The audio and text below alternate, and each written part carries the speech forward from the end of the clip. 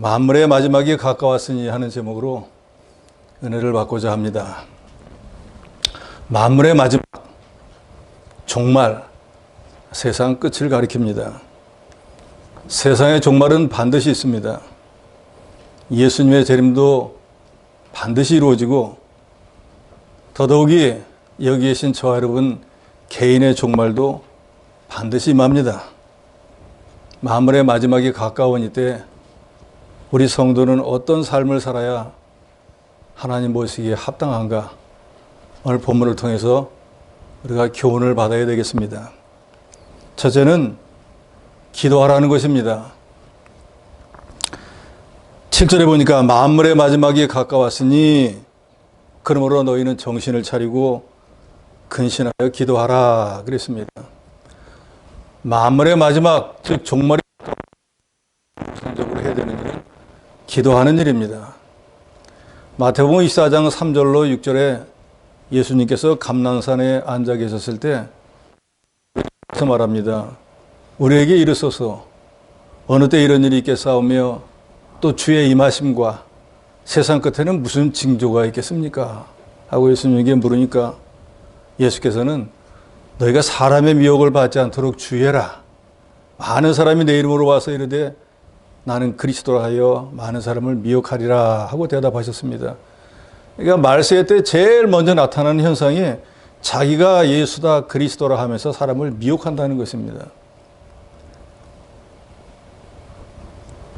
그런데 자기가 바른 신앙에 서 있으면은, 바른 신학에 서 있으면은 미혹을 당하지 않지만 그렇지 못하면은 미혹하는 사람에게 미혹을 받아서 헛되이 수고하다가 하나님 앞에 갈 때는 빈손으로 갈 수밖에 없게 됩니다. 그래서 우리가 미혹을 받지 말아야 되고 예수님께서도 제일 먼저 주의해야 될 것이 미혹을 받지 말라라고 말씀했습니다. 미혹을 받지 않으려면 정신을 차리고 근신해서 기도하는 생활을 해야 된다는 것입니다. 창세기 3장에 보면 뱀이 하와에게 와서 묻습니다. 하나님이 참으로 너희더러 동산 모든 나무의 실과 먹지 말라고 하더냐? 그럴 때 만약에 하와가 정말로 정신을 차리고 있었다면 여기서 말하는 건 정신이 나갔다는 뜻이 아니라 하나님 말씀에 창념하고 믿음에 굳게 서 있었다고 하면은 상황을 눈여겨보았을 거예요. 그러잖아요? 그 당시 에덴 동산의 사람이라고 자기 남편인 아담과 자기 두 사람밖에 없어요. 나머지는 다 동식물들이란 말이에요. 말을 할 수 없는 존재들이잖아요. 그리고 뱀이라고 하는 게 말을 못하는 동물인데 왜 갑자기 뱀이 사람처럼 말을 하는지 이상하게 생각을 해봐야죠. 그리고 뱀이 물어보는데 필 여러 동산 나무의 모든 실과를 먹지 말라고 하느냐 하고 이거 얘기를 꺼내요. 그런데 아담과 하와에게 하나님이 다른 거 말씀하신 적이 없습니다. 모든 과실 다 먹어도 되지만 동산 중앙에 있는 선악을 구분하는 나무의 열매는 먹지 말아라. 딱 한 가지. 뭐 100가지 헷갈려가지고 이걸 먹을까 저걸 먹을까 하겠지만 딱 한 가지. 그런데 말을 못하는 뱀이 와서 까닭없이 실과 얘기를 한다. 이거 이상하다. 이게 상황이 지금 제대로 된 상황이 아니구나 하고 생각을 해야 되는데 지금 그 뱀을 이용하는 건 뱀 자체가 아니라 뱀 안에 들어가 있는 사탄, 마귀입니다. 그리고 정말로 하와가 믿음에 바로 섰다고 하면은 내가 너하고 같이 대화를 나눌 상대가 아니니까 가라 하고 왔어야 돼요. 그런데 자꾸 대화를 합니다. 정말로 먹지 말라고 하더냐? 그러니까 자기가 말씀을 스스로 변기합니다. 그러니까 미혹에 빠질 것 같으니까 마귀가 즉시 미혹을 합니다. 아니라 하나님이 너희가 선악과를 따먹지 말라고 하는 것은 너희가 보지 못하는 것을 볼 수 있는 눈이 밝아지게 될까 봐 먹지 말라는 거야. 더더욱이 너희가 만약에 그 실과를 먹으면 신령한 세계를 볼 수 있는 눈도 떠지거니와 하나님같이 된 미혹에 안 들 사람이 어디 있겠어요. 하나님이 이거 하지 말아라 저거 하지 말아라 그랬는데 내가 하나님이 되면 나는 하나님이랑 1대1이잖아요. 내 마음대로 되잖아요. 그러니까 미혹을 안 받을 수가 없는 거예요. 그래서 그 안에는 선악과를 보면은 저거 먹으면 죽는 독약이야. 저거 피해야 되는데 그 다음엔 어떻게 보겠습니까? 호암직도 하고 먹음직도 하고 얘를 어떻게 안 먹고 배깁니까? 여기 계신 저와 여러분도 누구든지 진리의 말씀에 창념해서 정신을 바로 차리고 깨어 기도하지 않으면 하완 미혹에 빠지는 게 아니라 저와 여러분도 미혹에 빠집니다. 거듭 말씀드리지만 미혹에 빠지면은 나만 손해예요. 지금 내 여태까지 그 오랜 세월, 장구한 세월 동안 인내해가면서 쌓아올렸던 모든 신앙의 자산을 다 잃어버리게 돼버린. 간신히 영혼만 구원받아 불가운데 구원받는 것처럼 불쌍한 구원을 받게 된다 그 말입니다. 우리가 이 땅에서 여러 가지를 참고 인내하며 수모를 당하고 고난을 당해도 참는 이유가 뭡니까? 장차 하나님 상 받는 자가 되기 위한 거예요.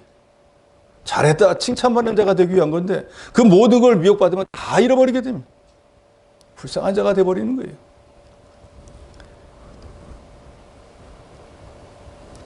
베드로전서 5장 8절에 말씀하죠. 근신하라 깨어라 너희 대적 마귀가 우는 사자같이 두루 다니며 삼킬 자를 찾는다 그랬어요. 마귀가 무슨 일을 하는지 압니까? 누구를 잡아가지고 내 종을 만들어 멸망을 시킬까? 눈을 불 켜고 사자처럼 두루 다니면서 땅에 잡혀있는 자들을 찾는 거예요. 그러면 발견하면은 사탄은 봐주는 게 없습니다. 누가복음 20장 46절에 예수님께서도 말씀합니다. 어찌 들지 않게 일어나 기도하라. 지금 저와 여러분 일어나 기도할 때라 그 말이에요. 만물의 마지막이 가까웠잖아요. 세상 돌아가는 형편을 한번 보세요. 주님이 마태복음 24장에 말씀한 것처럼 처처에 지진, 기근, 전염병,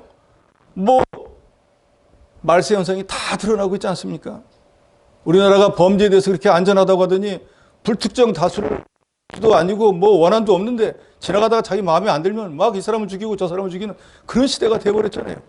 내가 그런 일 당하지 말라는 거 여기 계신 어느 누구도 보장 못합니다. 로마서 13장 11절에도 말씀합니다.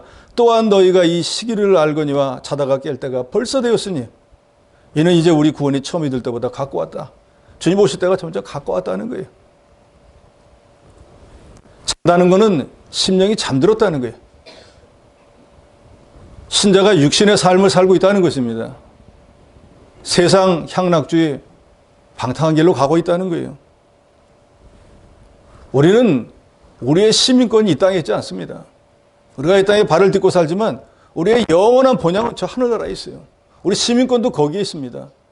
다만 하나님께서 이 땅에 있는 동안에 교회 생활을 통해서 천국의 삶을 연습하고 하나님이 주신 여러 가지 재능과 물질과 시간과 그런 거 은사를 통해 가지고 하나님 나라에 살기에 합당한 인격과 실력과 자격을 갖추는 기간이에요.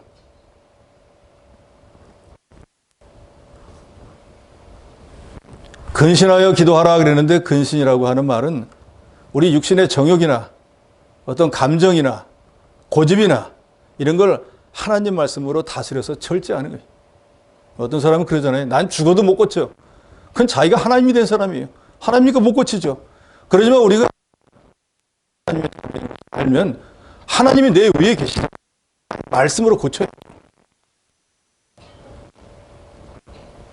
육신으로 살아가던 사람이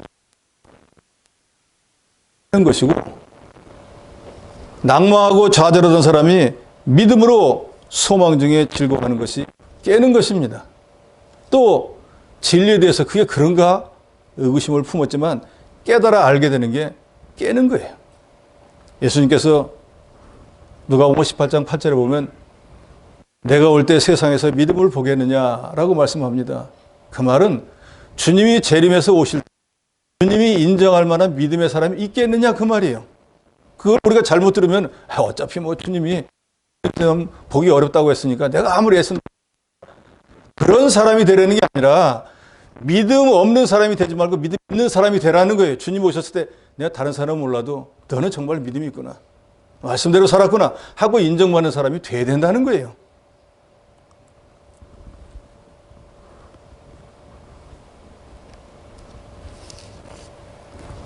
우리가 기도하지 않으면 절대로 마귀를 이기지 못합니다. 여러분도 다 아시지 않습니까? 마귀는 같은 사람이 아니에요. 원래는 천사장이었다 그 말이에요. 하나님을 섬기던 천사들은 능력이 있잖아요. 전쟁에 나가면 막 18만 5천을 한 번에 죽이기도 하고 대단한 능력을 가졌잖아요. 그 마귀를 우리가 어떻게 이겨요? 우리는 못 이겨요. 근데 우리가 이길 수 있는 유일한 방법은 뭐예요? 우리 의지해서 기도함으로 하나님의 능력을 힘입어서 이기는 것 외에는 없습니다. 베드로후서 2장 19절에 보면 누구든지 진 자는 이긴 자의 종이 된다 그랬어요. 변명할 수가 없습니다. 증거는 증거예요. 우리가 미혹에 빠져서 죄 짓게 되면 죄의 종이 되고 죄의 종이 되면 그게 마귀의 종이 된 거예요. 그러면 아무리 아니라 해도 어쩔 수 없어요. 우리는 받아서 하나님의 자녀가 되어서 이제는 하나님이 주시는 능력을 힘입어서 모든 걸 감당할 수 있는 그런 능력의 사람이 되었습니다. 우리 성도가 기도하지 않으면 마귀를 이기지 못합니다. 또 마귀를 통한 시험도 절대로 이기지 못합니다. 그러니까 마지막 때 종말을 당한 이때 우리 성도가 해야 되는 가장 중요한 깨어서 근신해서 기도하는 일이라는 것을 여러분 분명히 아시기 바랍니다. 둘째로는 사랑하라는 것입니다. 6절에 보니까 8절에 무엇보다 뜨겁게 서로 사랑할지니 사랑은 허다한 죄를 덮느니라 그랬습니다. 말은 불법이 속에서 하나님 말씀대로 사랑이 식어진다고 예수님께서도 마태복음 24장 12절에 경고했습니다. 사람들이 다 말씀대로 산다고 하면 세상이 어지러울 리가 없어요. 근데 말세가 되면 다 법을 안 지키는 거예요.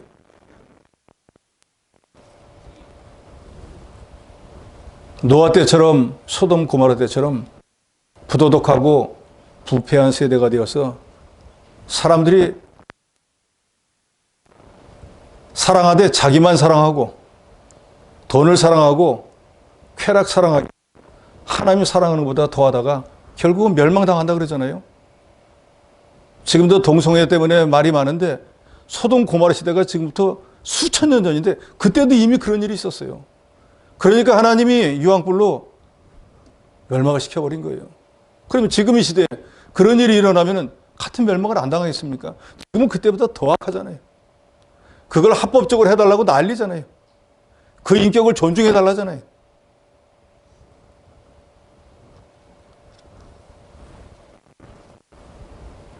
율법사가 예수님에게 묻습니다. 율법에서 제일 귀중한 핵심, 강령이 뭡니까? 하니까 예수님이 한 가지지만 두 가지로 나누어서 말씀하죠. 사랑이다. 제일 먼저는 하나님 사랑이고 두 번째는 이웃 사랑이다. 결국 제일 중요한 건 사랑이에요. 신구약 성경도 구약 성경은 오실 예수 그리스도, 우리를 위한 구세주를 보내주겠다는 사랑의 메시지. 신약 성경은요, 우리를 죄 가운데서 구원해주겠다는 사랑의 메시지예요. 결국 신구약 성경을 관통하는 딱 한마디는 사랑이에요. 그리고 이 세상에 오셔서 우리 죄를 대신 지시고 죽어주신 우리 주님이 우리에게 분부하시고 우리에게 명령하신 것도 딱 한 가지. 구약의 성도들은 모세를 통해서 시내에서 받은 십계명을 지켜야지 구원받는 줄 알고 열심으로 지켰지만 이 시대 예수님께서는 10가지도 아니에요. 딱 한 가지. 내 이웃을 내 몸과 같이 사랑하라. 그거 한 거예요. 다른 게 없습니다. 우리 주님은 우리를 사랑하셔서 저와 여러분을 위해서 대신 죽어주셨어요.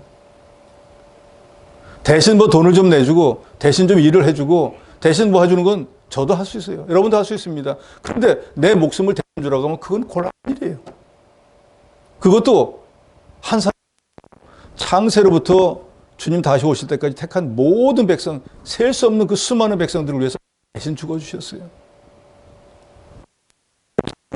그 사랑을 깊이 깨달아야 됩니다. 내가 내 자신을 스스로 돌아와도 구원받을 만한 그런 무슨 공로나 행위나 가치 있는 일 한 게 없는데도 불구하고 그냥 저를 택해서 구원해 줬잖아요. 여러분을 택해서 구원해 줬지 않습니까? 나 같은 것을 위해서 십자가에 피 흘려 죽어주신 그 주님의 은혜를 깨달아야 된다 그 말이에요. 주님이 우리에게 당신의 목숨까지 주면서 사랑한 그걸 우리는 아가페 사랑이라고 합니다. 우리 그리스도인들은 이 예수님의 아가페 사랑이 기본이 돼서 모든 일을 해야 돼요. 기도하는 일도, 봉사, 무슨 일이든지 사랑이 기반이 되지 않으면 그건 의미가 없습니다.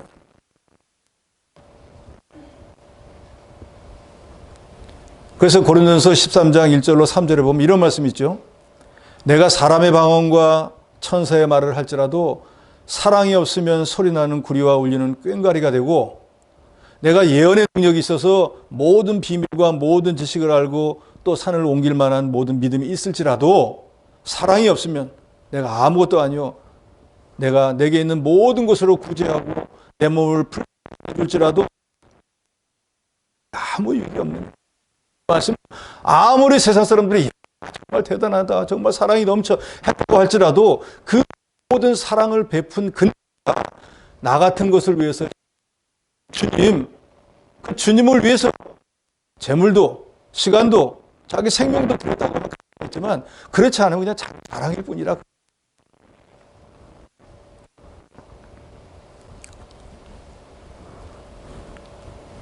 말세를 당한 성도는 무엇보다도 열심으로 서로 사랑하라 그랬습니다.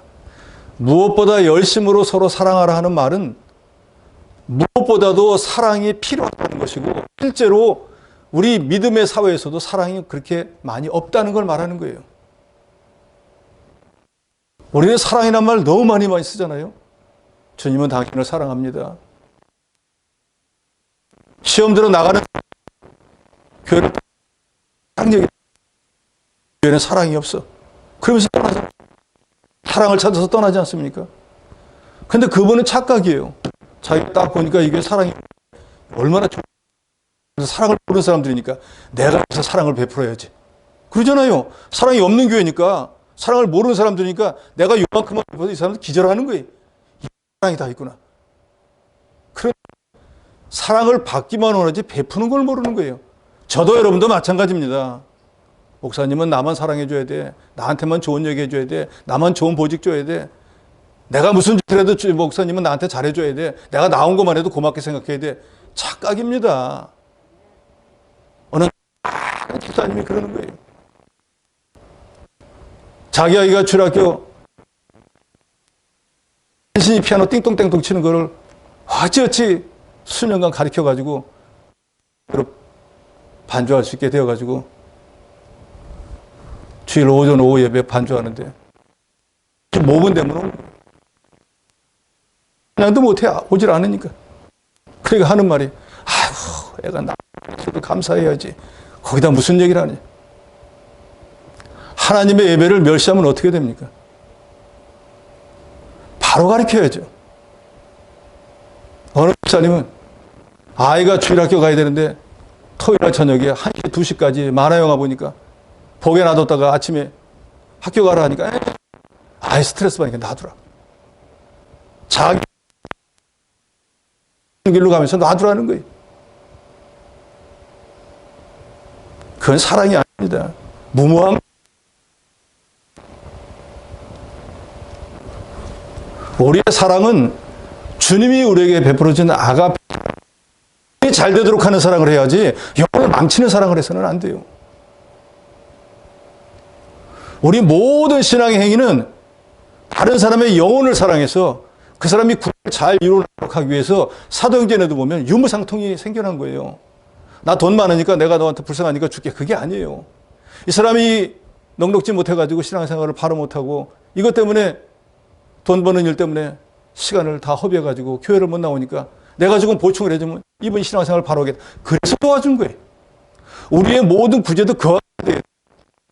배고픈 사람에게 빵만 줘서 될 일이 아니라고 그래요. 지금은 배고프니까 먹어야죠. 힘을 차리면 그때부터는 생명의 양식을 먹어야 돼요. 제가 드릴 말은 아니지만 저는 가능하면 유아실 있는 걸 다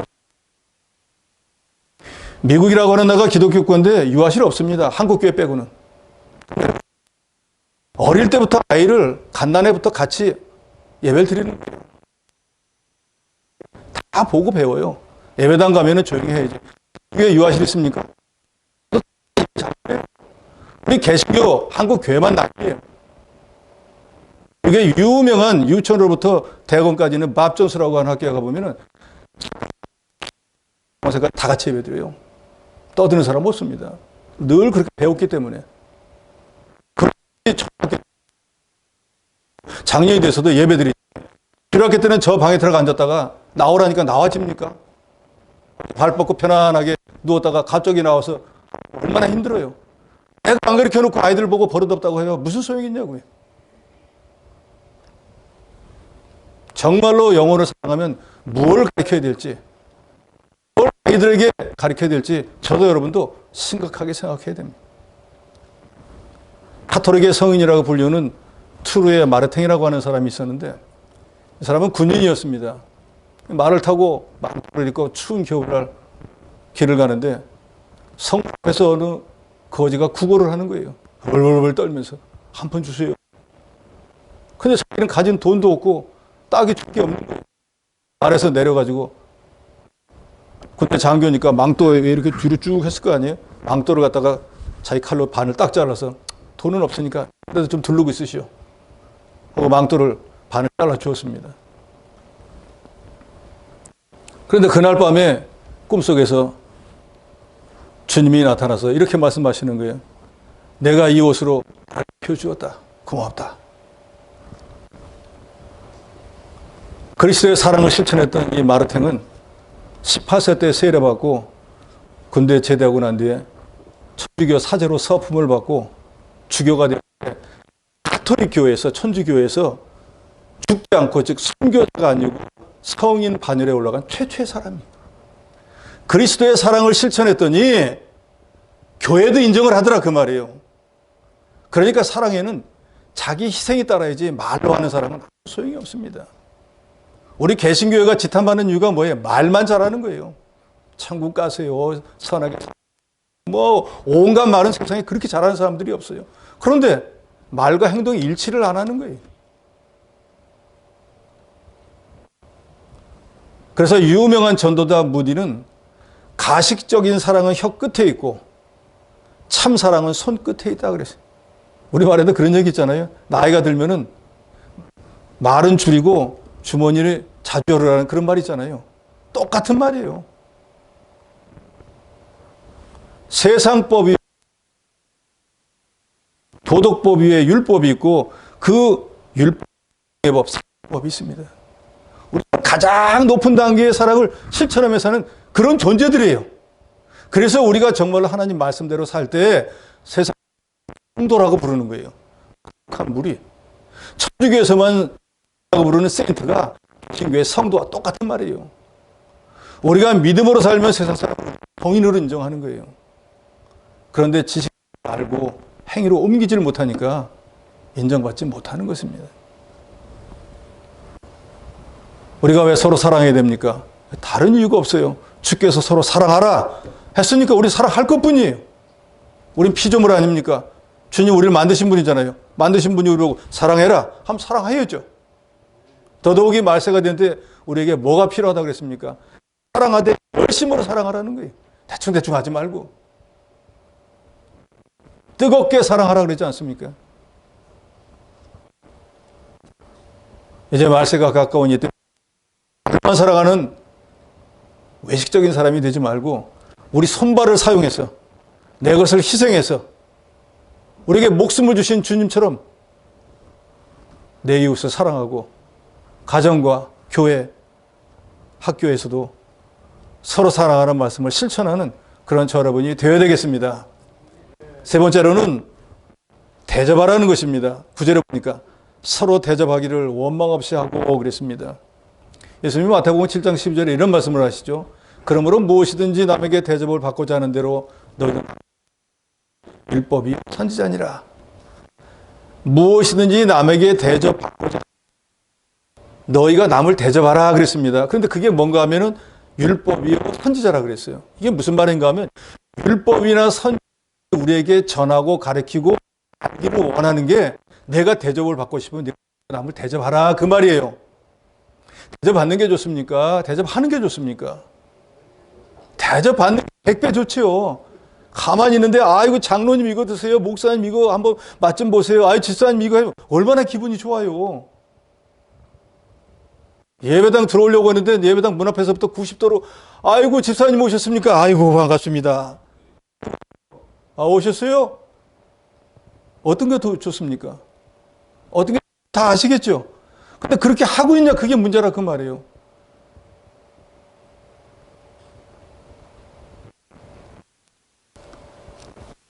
오래전에 제가 직장 생활할 때 일본에 아마 80년대쯤 간 것 같아요. 거의 40년도 넘었잖아요. 그때 제가 대리인데 가까이 있는 그 거래업체에 갔는데 사무실에 들어갔습니다. 우리나라 사무실처럼 이렇게 책상을 놓고 쭉 앉아 있는데 거기 과장, 일본 과장하고 저는 대리인데 인사하려고 들어갔는데 아니 거기 일하던 사람들이 벌떡 다 일어나가지고 갑자기 90도로 왔다고. 아니 내가 무슨 회장도 아닌데. 그래서 나도 놀래가지고 인사했는데 들어보니까 아직도 그러고 있는 거예요. 다시 또. 아, 남을 대접하는 게 이런 거구나. 깨달았단 말이에요. 그러니까 우리나라에서 롯데라고 하는 기업이 와서 일본식으로 인사를 가리키고 백화점에서 90도 인사를 하니까 사람들이 물건 사면서 기분이 너무 좋은 거예요. 돈 쓰는 맛이 나는 거예요. 왔는지 가는지도 모르는 데도 있는데 오면은 뭐 90도로 뭐가 필요하십니까? 예, 구경하세요. 뭐 도와드릴 건 없습니까? 뭐 거치장스러울 정도로 잘해주니까 거치장스러운 게 아니라 대접받는 기분이 들잖아요.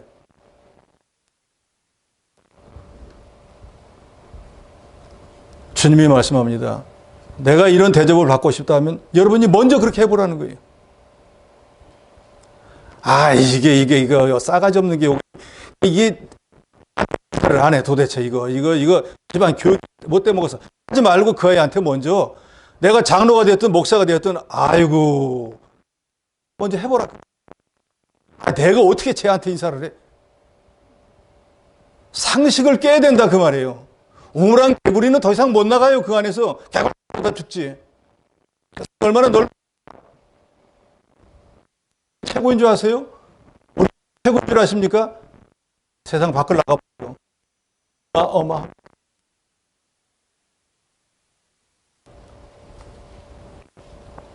더더욱이 예수님은 마태복음 20장 28절에 인자가 온 것은 예수님이 세상에 오신 것은 섬김을 받으려 함이 아니라 도리어 섬기려 하고 자기 목숨을 많은 사람의 대성물로 주려 함이라 그랬어요. 예수님 세상에 오셨는가? 내가 너희를 대접하고 너를 섬기려고 온 거야.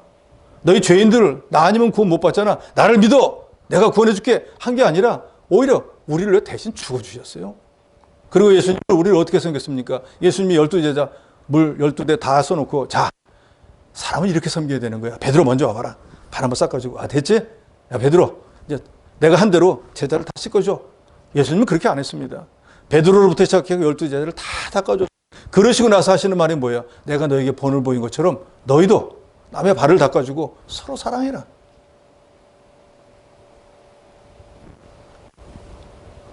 그러면서 예수님 말씀하죠. 하늘나라에서 큰 자는 남을 자기를 많이 낮춘 자, 봉사 많이 한 자, 그런 사람이 우두머리가 되고 큰 자가 된다 그랬습니다. 큰 자라고 하는 건 키 큰 면이 크게 자라난 자를 말한다 그 말이에요. 예수님은 전 세계 모든 사람의 발을 씻어주시고 모든 사람의 죄값을 담당해 주셨기 때문에 이 우주에서 제일 크신 분이에요. 제일 우두머리가 되시는 분이에요. 저도 여러분도 교회에서 우두머리가 되고 싶다고 하시면 오늘부터 섬기기 바랍니다. 남을 대접해 보세요. 이 대접하는 즐거움이 이 쏠쏠. 돈 나가는 면을 보면 아깝죠. 그런데 그 돈 나가는 면보다 내 대접을 받고 즐거워하는 그 사람들을 보면 그 마음은 대접 안 해본 사람은 몰라요. 음식 장사하는 사람들도 이 음식 장사하면서도 돈만이 아니라 음식에 대한 철학이 바로 있는 사람들은 그 자기가 만든 음식을 먹고 손님들이 좋아하는 그것 때문에 하는 거예요. 돈 벌기 위해서 하는 게 아니라. 그러니까 돈은 그런 것 때문에 거저 벌어지는 거예요. 누구든지 대접만 받고 있는 게 없기 때문에 원망과 불평이 나오지만 서로 대접하면 사랑이 넘치고 기쁨이 넘치게 됩니다. 그런데 대접하라 그랬는데 원망 없이 하라 그랬습니다. 왜 원망 없이 하라 그랬을까? 대접하는 일에는 원망할 만한 일이 따라다닌다는 거예요. 그러잖아요. 내가 정말로 여러 가지를 준비하고 대접을 했는데 뭐 맛있다 소리도 안 하고 맛없다 소리도 안 하고 아무 말도 안 하면 야이씨 뭐 음식 맛을 모르는 거야. 내가 어떻게 준비한 건데 너 나 좀 대접해달라 해가지고 해줬다면 그러지만 그 사람이 요구한 적도 없는데 자기가 대접해놓고 맛없다 맛있다 얘기 안 했다고 하면 그건 자기 생각일 뿐이잖아요. 또 대접할 때는 문제는 뭐예요? 대접받는 사람이 야 이게 진짜 정말 잘한다라는 생각 들 만큼 대접을 해야지 자기 식대로 대접을 해놓고 그렇죠. 그래서 영국 사회에 이런 말이 있답니다.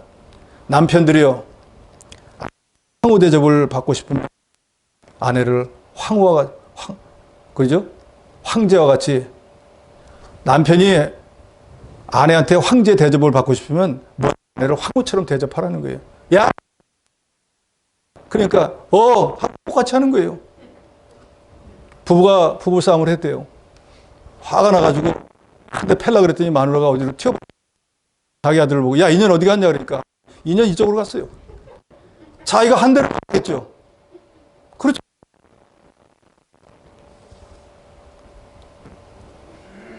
제가 여러분을 황제처럼 대접하면은 여러분이 황제가 되지만 여러분들이 손발을 부들부들 하면서 이거 왜 이러십니까 하고 저도 높여준다 그 말이에요. 그러니까 서로 대접해야 되는 거예요. 서로. 목사인 저도 여러분을 할 수만 있으면 대접해야 되고 여러분도 형편이 허락되면 누구를 대접하는지 대접하는 그런 사람이 돼요. 성경에 그런 말씀이 있죠. 주라.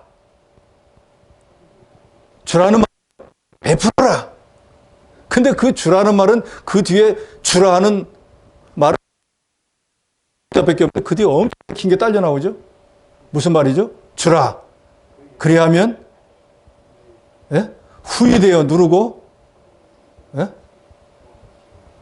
흔들어 넘치도록 해서 아껴주리라 그랬잖아요. 이게 베푸는 원리예요. 세상에 하나님을 모르는 경주에 최부장가 하는 사람도 여러 대를 통해서 몇백 년 동안 만석군을 유지한 이유가 뭐예요? 백리 안에 거지가 없도록 하라 그랬대잖아요. 자기만 먹고 사는 게 아니에요. 자기가 사는 불쌍한 사람이 있으면 육식을 나눠주는 거예요. 손님이 왔다 갈 때 등짝에다 지어서 보내는 거예요. 그러니까 가는 사람마다 다 칭송을 하는 거예요.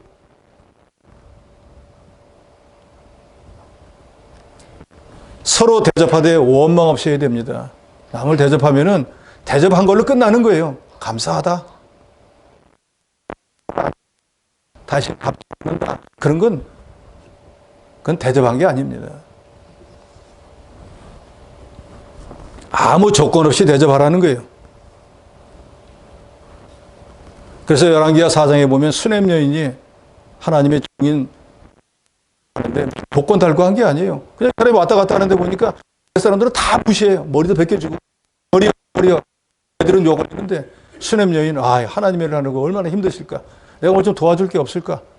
음식을 만들었고 좀 대접하면 좋겠다 해서 음식을 만들어서 개혁성경에 보면 간권이라고 했어요. 간절히 권했대요. 무슨 빚진 게 없는데 뭘 간절히 권해요.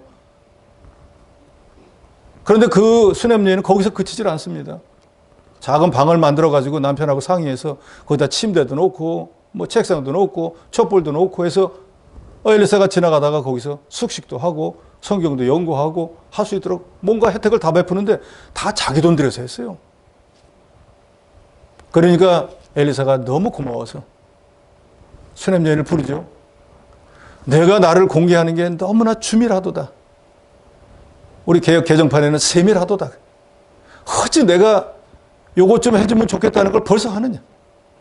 너무너무 감탄을 해가지고 내가 너한테 뭘 해줄까 하니까 수냄 여인은 필요 없습니다. 난 지금 내가 가진 걸 가지고 당신 공개한 거 당신이 하나님의 일을 하니까 나도 하나님의 일에 요만큼 그걸로 만족이에요. 만물의 마지막에 가까웠습니다. 남을 대접할 기회도 많이 없습니다. 그러니까 할 수만 있으면 시간과 물질을 들여 남을 먼저 돼야 됩니다. 제가 오고 난 뒤에 여러분들 가운데도 성도를 귀히 여겼고 대접하는 분들이 여러분들 있잖아요. 그거 잘하는 거죠. 그래서 그걸 보고 주보에다가 뭐라고 써놨죠? 무슨 열매요? 예? 향기로운 열매. 하나님이 볼 때, 야, 참, 그 그리스도 사랑을 깨달은 사람이구나. 그렇지 않으면 이 날 뜨거운데, 이거 자기 돈 들여가지고 성도들을 이렇게 할 리가 있나? 우리가 예배당에서 점심 먹는 이유가 뭡니까? 집에 먹을 게 없어가지고 나와서 예배당에서 밥 먹습니까? 하나님 앞에 오후 예배를 드려야 되는데 집에 갔다 오려니까 시간이 많이 걸려서 여기서 편의상 식사하는 건데, 그 대접하는 분들은 그런 생각이잖아요. 기왕에 그걸 좀 좋은 걸로, 맛난 걸로 먹고 오후 예배를 더 잘 드려서 하나님 기쁘게 먹겠다. 그런 마음으로 대접하는 게 향기로워. 예수님이 마태복음 10장 41, 40 선지자를 영접하면 선지자 상을 받고 의인을 영접하면 의인의 상을 받게 됩니다. 대접하는 시간도 내가 대접하려고 하는 사람이 세상 떠나면 못해요. 그래서 제가 아는 어느 여자 전도사 97세가 되었을 때 저한테 부탁을 하더라고요. 이전에 이 교회에 있지 않고 딴 교회에 있을 때 몇몇 내가 대접했는데 지금까지 못했다는 거예요. 그래서 내가 이제 하나님 앞에 갈 때가 다 됐는데 이거 안 하고 가면 후회할 것 같으니까 목사님이 좀 불러달라 그래서 그때 여기 계신 양 목사님 또 그리고 불러서 엄청나게 비싼 거냐? 아니요. 싼 거. 겨우 돈 10,000원짜리. 그거 대접하고 자기 집에서 아파트 분양받을 때 선물로 받았던 각 티슈 하나씩 갖고 와서 목사님 이거 엄청나게 각 티슈에다가 10,000원. 그 대접을 받은 목사님들은 너무너무 약속을 지킬 수 않은 분. 그리고 불과 1년도 안 돼서 천국에 가셨거든요. 말세를 당한 이때 주는 것이 받는 것보다 복이 있다는 걸 우리가 기억하고 서로 대접하되 원망 없이 대접하는 여러분이 되시기를 주의 이름으로 축원합니다. 마지막으로 네 번째는 10절에 각각 은사를 받은 대로 하나님의 여러 가지 은혜를 서로 봉사하라 그랬습니다. 서로 봉사하라. 에베소 4장 11절로 12절에는 그가 어떤 사람은 사도로, 어떤 사람은 선지자로, 어떤 사람은 복음 전하는 자로, 어떤 사람은 목사와 교사로 삼으셨으니 이는 성도를 온전하게 하여 봉사일을 하게 하며 그리스도의 몸을 세우게 하려 함이라 그랬습니다. 하나님이 교회의 여러 가지 직분, 저 같으면 목사, 또 장로님, 집사님, 권사님, 또 일반 성도들 다 여러 가지 직분과 직책을 주신 목적은 뭔가 하나님의 교회를 세워나가기 위해서인 거예요. 왜냐? 목사가 가르쳐야 되고 장로님이 치료해야 되고 성도 여러분들이 봉사해서 교회를 세워나가게 되니까 목사만 다 했으면 다 가르치기만 하면 누가 봉사를 하겠어요? 누가 치료를 하겠어요? 그래서 하나님이 각각의 지체를 다 세워서 하나님의 몸을 세워서 하나님의 교회를 이루어 나가게 해놓으신 거예요. 그러니까 예수를 구주로 믿고 구원 얻은 모든 성도들에게는 예수 믿고 구원 얻어 천국에 가는 특권만 있는 게 아니라 예수를 위해서 고난도 당하고 예수를 위해서 봉사해야 될 책임과 의무가 있다는 걸 여러분 분명히 아시기 바랍니다. 요새는 십자가 없는 예수를 믿으려는 사람이 너무 많은 거예요. 예배당에 나오면 다 나만 사랑해주고 나는 가만히 있어도 갖다 밥 갖다 바치고 뭐 이렇게 하는 걸 원하는 거예요. 교회는 그런 데가 아니에요. 교회라는 뜻이 뭡니까? 에클레시아. 이 죄악된 세상에서 불러내어서 그리스도의 것으로 만들어 주었잖아요. 그게 감사해서 주님을 위해서 이런저런 모양으로 쓰임받기도 하고 죄의 도구로 이용당하기도 하고 그런 거예요. 목사인 저부터 시작해서 우리 교회에 있는 모든 일반 성도를 포함한 주일학생까지 하나님이 쓰시는 도구와 같아요. 그러니까 도구가 한번 잘났다고 해봐. 빗자루가 잘나면 얼마나 잘났겠어요. 쓰레받기가 잘나면 얼마나 잘났겠어요. 쓰레받기도 빗자루가 쓸어줄 때 쓰레받기가 역할을 하는 거지 빗자루가 없으면 쓰레받기도 그렇지 않습니까? 목사가 아무리 잘났어도 성도 하나 없는데 자기 혼자서 뭘 하겠어요. 또 여러분 성도들만 그득하고 가르치는 사람이 없다고 뭘 하시겠어요. 그러니까 서로 존중하고 서로 사랑하고 서로 자기의 직분을 잘 감당해야 된다 그 말입니다. 그래서 디모데전서 3장 13절에 보면 집사의 직분을 잘한 사람, 여기서는 특별히 그 당시에 교회에서 두드러지게 그 교회에서 봉사하던 직분이 집사이기 때문에 집사를 표준으로 한 거예요. 그래서 집사의 직분을 잘한 자들은 아름다운 지위와 그리스도 예수 안에 있는 믿음의 큰 담력을 얻는다 그랬어요. 그러니까 집사뿐만 아니라 교회 안에서 모든 사람들이 봉사일을 제일 먼저 어떤 일을 하는 거예요? 아름다운 지위를 얻는 거예요. 그 집사님은 너무너무 신실하게 봉사를 잘하셨어요. 이 더운 날에도 주방에서 그렇게 땀을 흘리면서 우리 성도를 위해서 먹이려고 애를 쓰시는 분이에요. 이 더운데도 그 차에 막 40도 나가는데도 우리 집사님은 그 자기는 뜨겁다고 하지 않고 차 에어컨 쫙 틀어서 우리 태워다 주시는 분이. 아름다운 지위, 아름다운 이름을 얻게 된다 그 말입니다. 나 봉사했어, 내가 이런 일에서 자랑 안 해도 하나님이 다 그 사람을 높여주신다는 거예요. 그리고 하나님의 일을 하다 보니까 어려웠는데 하나님의 은혜로 어떤 일이 척 되어지는 거예요. 담력을 얻게 되는 거예요. 다음에 똑같은 일만 한다. 걱정할 거 없어. 나 저번에 해본 거야. 이렇게 하면 돼. 하고 점점 담력이 커져나간다 그 말이에요.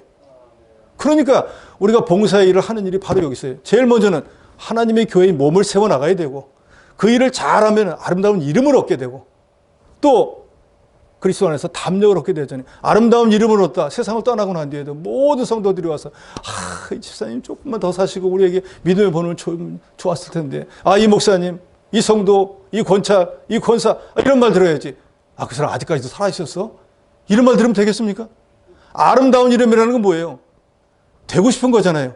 선망의 대상이 되는 그런 이름으로 하나님 만들어주신다는 거예요. 어떤 사람을요? 봉사하는 사람을요.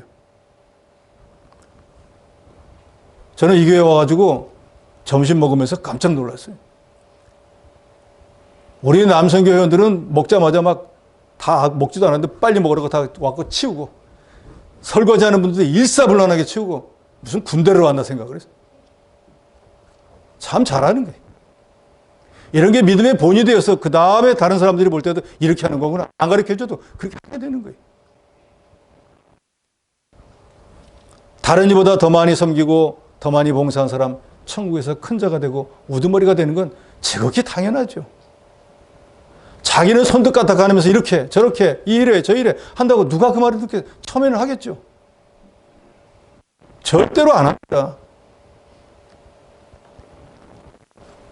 내가 11조 생활을 철저히 하면서 자녀에게 하라고 해야지 자녀가 하지 자기는 안 하는데 자녀가 하겠어요?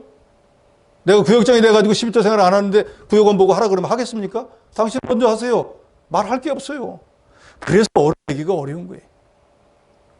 제가 거듭거듭 말씀드리지만 우리 성촌교회에 나이 드신 모든 분들은 신앙의 어른이 되시길 원합니다. 나이만 들어서 노인 소리 듣지 마세요. 노인은 가만히 있어도 다 돼요.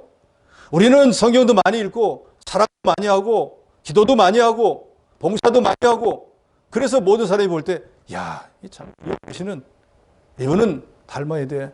이런 분이 우리 교회에 있으니까 참 행복해. 나도 저렇게 되게. 그럼 믿음의 본을 보이는 여러분이 되시길 바랍니다. 그럼 우리 신앙의 성공인 거예요. 그래서 봉사할 때는 선한 청지기같이 봉사하라고 그랬습니다. 청지기는 영어로는 디콘이라고 해서 미국까지나 유럽의 큰 나라에 그 집을 전체를 관리하는 사람을 집사라고 하잖아요. 그걸 영어로 디콘, 청지기라고 하는데 그 사람은 그 재산이 자기 게 아니에요. 주인 거지. 그러니까 자기는 그저 주인 걸 관리를 잘하는 것뿐이에요. 우리도 마찬가지. 저도 여러분도 하나님의 주인 의식을 가져야지 주인이 되면 안 됩니다. 목사님 제가 이 교회 주인 아니에요. 장로님 주인 아니에요. 여러분 주인 아닙니다. 주인 의식을 갖는 거예요. 하나님이 나를 이곳에 부르셔서 이 교회를 이루어 나가라고 하셨으니까 내가 주인이야. 나 아니면 일을 할 사람이 없어. 라는 의식을 가지고 일을 하라는 거지. 나 아니면 이 교회가 되나 봐라. 하지 마세요. 나 아니라도 내가 죽어도 이 교회는 계속 잘 됩니다. 그래서 사당 11절에 말하죠. 만일 누가 하나님의 교회에서 말을 하려면은 자기 생각대로 하지 말고 하나님의 말씀하시는 것 같이 하라는 거예요. 하나님이 이분에게 말씀하실 때는 뭐라고 말을 할까라고 생각해 보라는 거예요.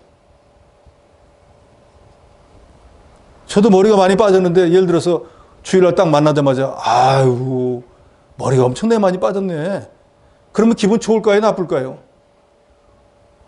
목사님이 한 주간 동안 날 뜨거운데 전도하고 그러느라고 수고를 너무 많이 해가지고 머리가 저렇게 되셨나 봐. 똑같은 말이라도 어느 말이 듣기 좋겠어요?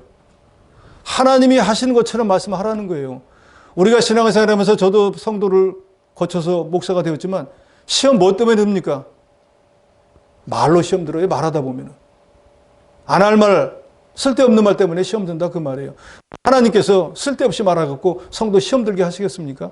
하나님은 어떤 말 하실 것 같아요? 그 사람 세워주고 그 사람 높여주고 그 사람 격려해주고 그래서 신앙이 잘 자라도록 그런 말 하시잖아요. 그러니까 하나님의 교회에서 말할 때는 서로 상대방을 존중하라는 그 말이에요. 그런데 하나님의 공급하시는 힘으로 봉사도 하고 하나님 말씀하시는 것 같이 해야 되는데 왜 그렇게 되는가는 거기에 결론이 달려있죠. 범사에 예수 그리스도로 말미암아 하나님의 영광을 받게 하시려는 거예요. 그러니까 이 말세 때 우리가 뭘 해야 됩니까? 근신하고 기도도 하고 열심으로 서로 사랑하고 원망 없이 서로 대접하고 선한 청지에게 서로 봉사하는 모든 목적은 우리 주 예수 그리스도 받고 감사해서 그분을 위해서 일을 하니까 하나님께 영광을 돌리기 위한 것이라는 거예요. 말세 때 우리가 해야 되는 일은 바로 하나님께 영광을 돌리는 일인데 우리가 뭘 해야 하나님께 영광을 돌릴까 잘 모르신다고 하면 오늘 4가지. 근신하여 기도하면 하나님께 영광이 됩니다. 열심으로 서로 사랑하면 하나님께 영광이 되는 거예요. 원망 없이 서로 대접하면 하나님께 영광을 받으시는 거예요. 선한 청지기 같이 서로 봉사하면 주님이 우리를 구원하신 은혜를 깨닫고 한 걸로 하나님이 여기시고 감사히 여길 것입니다. 이 말세 때 여러분 이 말씀을 잘 기억하시고 기도하고 사랑하고 대접하고 봉사해서 하나님을 기쁘시게 하는 여러분이 되시기를 주의 이름으로 축원합니다.